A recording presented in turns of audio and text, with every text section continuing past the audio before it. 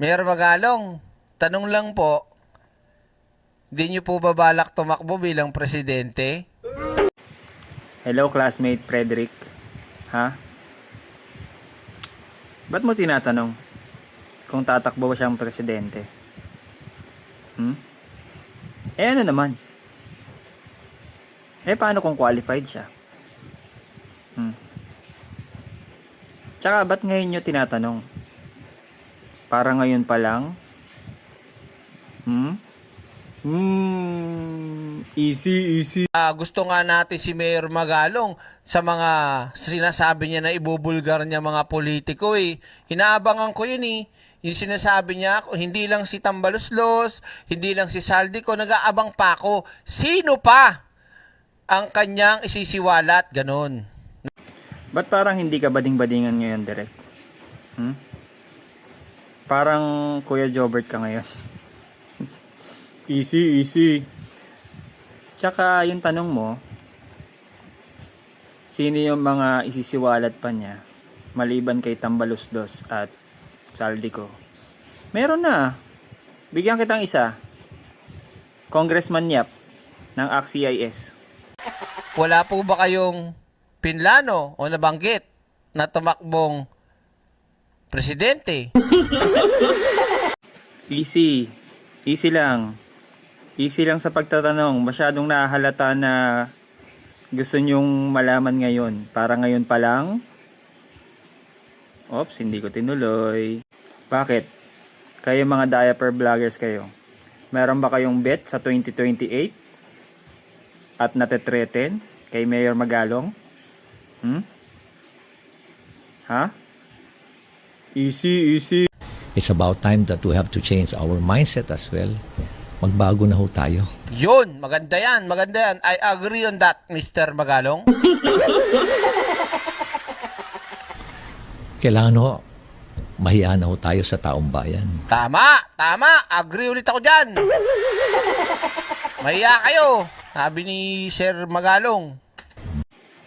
Kuya Jobert ka dito ah. Hindi ka bakla-baklaan ah. Baka dito lang sa part na to. Guys, sasabihin ko sa inyo, si Derek, hindi siya bading. Okay? Straight na lalaki yan. Personal na alam ko yan. Okay? Let's go. At tingnan ho natin, we cannot simply steal the future of our young generation. Wow. Steal the future of our country. Bigat nun ha. Ganyan ng mindset. Yan talaga ang mindset. Sarcastic ka dyan ah. Derek Frederick. Tayo na lang po ang nagmamalasakit dito sa bayan natin. Political leaders po tayo. Yun, oo. Bigyan ho natin ng tamang daan. Tama, para tama. tuloy-tuloy ho na ho tayo umasenso. Correct. Napakarami ho pala natin pondo. Ayusin ho natin at gastusin ho natin yan na maayos. It's our constitutional and moral duty to make sure that we have to protect public interest by making sure that every peso is spent properly and for the common good. Tama, tama. Palakpakan natin. Meron pa ako isang tanong, Sir Magalong eh. Yung mga binabanggit at sinasabi niyo po ba na yan? Wala ho bang personal na interest kayo dyan? Frederick, kung hindi mo naiintindihan, ang sabi niya, gastusin daw yung pondo ng bayan ng maayos. And common good. Okay? Kung yan ang goal ni Mayor Magalong at yan ang personal interest niya, ako, bilang mamamayan, yan din ang personal interest ko. Walang problema dun. Gastusin yung pondo ng tama, tapos towards common good. Maganda yun ah. Ha? Frederick? Simula nung nagkaroon kayo ng good governance, sa pagsulpot nyo, tapos sa biglang nalaman ko, totoo po ba yun? Tingnan natin kung tingnan natin kung may tatanggi niya yung allegation talaga na ganun, 'di ba? siguro sa interview, mga past interview, tinatanggi niya.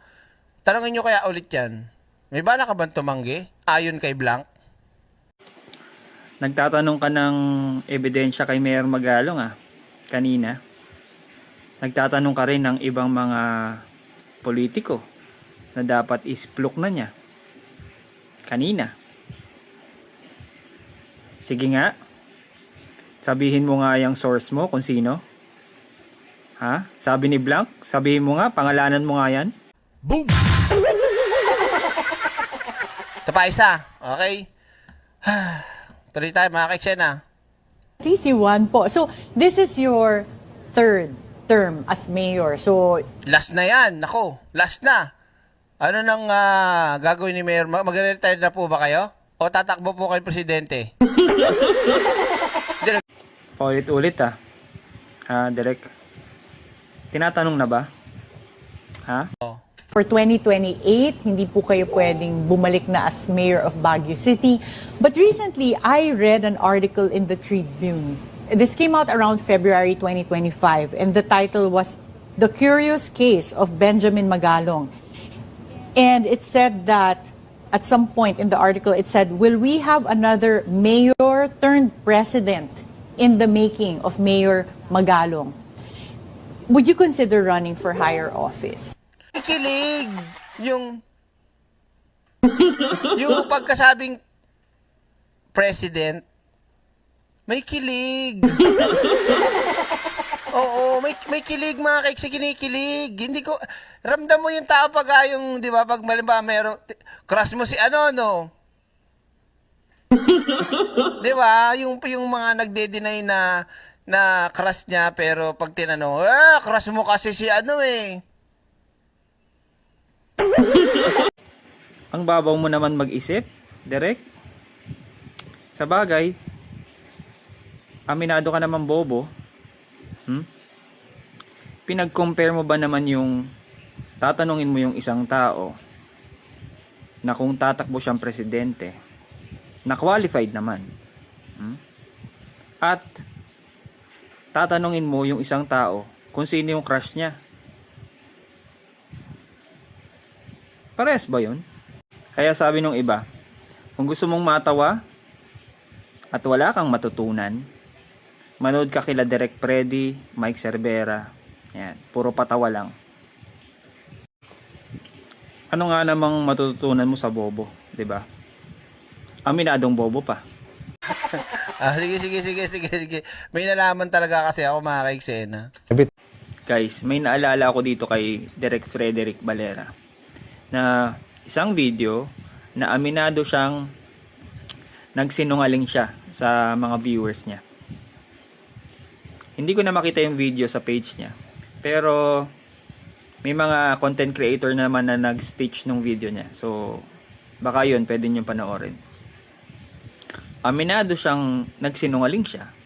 So, after nung video na yun, masasabi ba nating nagsisinungaling pa rin siya or hindi? Katulad dito sa video na to, masasabi mo bang lahat ng sinasabi niya dito is totoo? O nagsisinungaling pa rin siya? Di ba? Easy. Sa paglabas kasi niya, 'di ba? Kahit ako nung una nagulat ako eh. Sabi ko, talaga, naku, marami palang alam si Magalong, 'di ba? Ang sabi, alam niya yung kalakaran daw ng mga korap na mga politiko, ganyan. Hanggang kinontent ko na nga, 'di ba? Tapos inungkat ko nga yung mga naging kaso-kaso ganyan, na dismiss na daw, sabi. Oo nga eh. Kinontent mo si Mayor Magalong nun eh. Yung mga kaso niya na years ago, no? Nahalungkat mo. Pero yung decision na dismissed yung mga kasong yon na months ago lang, no? Hindi mo nahalungkat. Galing ano? So ngayon, sa content ko sa kanya nung una, inabangan natin yung mga sasabihin niyang pasabog. yung mga papangalanan niya hanggang ngayon wala pa rin. Ayan, lumabas na naman si Kuya Jobert. Hindi siya bakla-baklaan ngayon. Pero baka ngayon lang, no? Sa portion lang na to. Hindi ko alam kung nasabi ko na to kanina. Pero, hindi talaga siya bading. Ha? Hindi bading yan si Direk Freddy.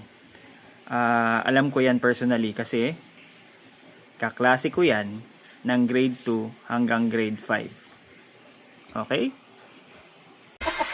Hanggang kay Tambalus-lus lang, wala na bang iba? Wala bang senador Magalong? Wala bang congressman pang iba? Wala nang may dadagdag? O paano yung ibang senador? Wala? Wala talaga? Sino ba hinihintay mong mapangalanan? Baka gusto mong may mapangalanan na Duterte Black na senador. Yun ba? Yun ba yung hinihintay mo? Ha? Frederick? Lagay ngayon siya mga kaiksena, kaso may problema nga. Pili ka, gusto mo maging mayor o maging investigador? Dahil mas gusto niya mayor, edi advisor ka. Kasi mahirap na, magka-problema tayo dyan, masilip tayo, mawawalan ng credibility at independency yung ating ahensya pag ganyan. So pili ka, di ba? Direk Frederick, alam mo bang kaya nilagay si Mayor Magalong dyan sa ICI para mapahiram ni Mayor Magalong yung credibility niya dyan mismo sa agency na yan. Pero syempre umalis na siya, no? Wala na siya sa ICI. Parang 2 weeks lang siyang nasa ICI kasi nga parang pinag-initan. Pero sa 2 weeks na yon, halos 2 weeks, yung ICI na walang pondo, walang resources, walang tao, tapos buong Pilipinas yung iimbestigahan, napagana ni Mayor Magalong yung ICI. Kaya sabi nga ni Mayor Magalong, I struck some nerves. Kasi hindi nila inaasahan. Gumana yung ICI na destined to fail. Gumagana. 'Di ba? Kaya yon, biglang nilabas yung tennis court. 'Di ba? Tsaka pinag-initan na siya. So, yun yung dahilan kung ba't siya nag-resign sa ICI. Yung mga sinabi ko sa inyo tungkol sa ICI, nalaman ko yan kay Atty. Libayan sa live niya. Sinabi niya rin yan sa isa sa mga live niya. So, kung gusto niyo mapanood yung buong video niya, no, punta na lang kayo kay Atty. Libayan. Dalawa yung channels niya. Medyo mahaba na itong video. So, tapusin na muna natin to dito. I-part 2 na lang natin yung ibang mga sinabi ni Direk Freddy dito sa video niya. Okay? So, yun lang guys. Good morning and God bless.